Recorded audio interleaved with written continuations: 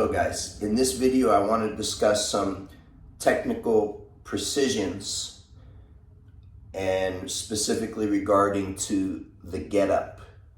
And I've been coaching for more than 40 years or about 40 years, and I don't like to generally say that a technique is wrong when someone does it differently.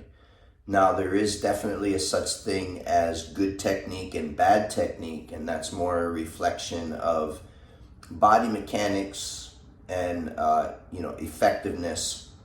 But ultimately, even if someone has ugly technique, if they're strong or they're able to move and they're able to get the result, even in a sort of an ugly form, I'm not going to say that's wrong. What I will say is there's probably room for improvement. And so I'm always looking for improvement. So what I want to break down is really the first part of the get up and explain why many people do this in an less effective way. Again, I'm not going to say it's wrong, but there's details that most people miss. So let me break that down and explain it to you. What you normally will see in the get up is when someone comes to this position, they're going to press it from the chest like a chest press, and then they're going to base with the same foot here, and then they're going to move on to their side and then post it. Okay, and then of course on the way down it's the reverse. Now, I'm not going to say that's wrong, but what I do want to point out is that we want to look at ultimate function. And we can define, and how I will define ultimate function, it comes down to the primitive reflex of fight, flight. As my friend David Weck says, fight, flight, response, ability. And I agree with that. So, martial arts. This is one of the reasons why I've always been a student of martial arts, and I love martial art as the center which informs all other movement, because it's ought to be, and it is, if you're training in a realistic martial art, 100% practical. It either works correctly or it doesn't work at all. Okay? So with that lens or that insight, we understand that the get up is a martial art application, and it comes from grappling. And so if you imagine that there's someone heavy on top of you trying to pin you down, of course they can punch you and do a lot of things when they're on top of you. They're trying to get you flat and create pressure, because the pressure creates reactions, and that's where they can get an opening. Now in jiu-jitsu, we don't strike each other, but it's the same idea. You're creating pressure. And so if there's someone on top of me, especially if they're heavy, I'm not going to push them. Okay, that's not biomechanically efficient. What I'm going to do instead is I'm going to hip escape. Boom. I'm going to get onto my side. I'm going to hip escape as I frame. And then I'm going to use this side. If I want to come up, I'm going to base myself up. Maybe I can move back. Okay, maybe I can stand up.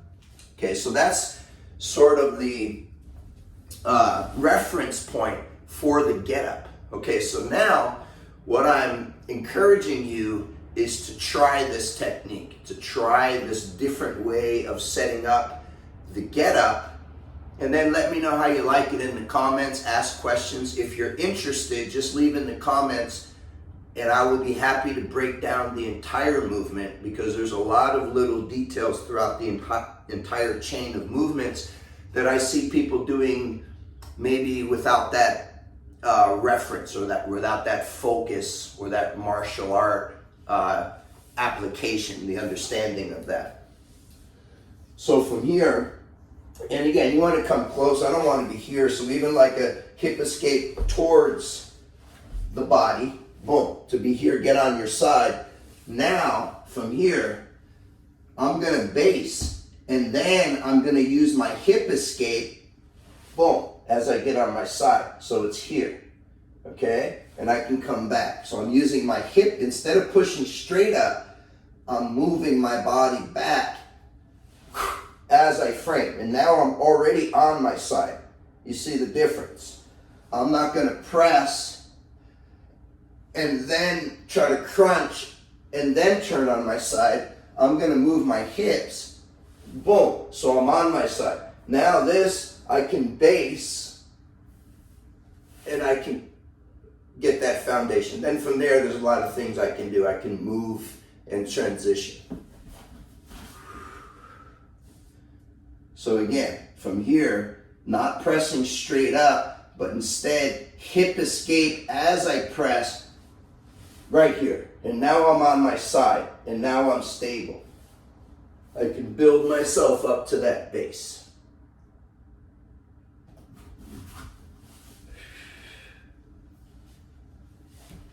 Okay, so there's some little details you may not have realized or thought about, but it's definitely a more functional way of performing the movement, in the sense that you're training a motor reflex or a motor response that is actually going to work if you're applying it against a living object.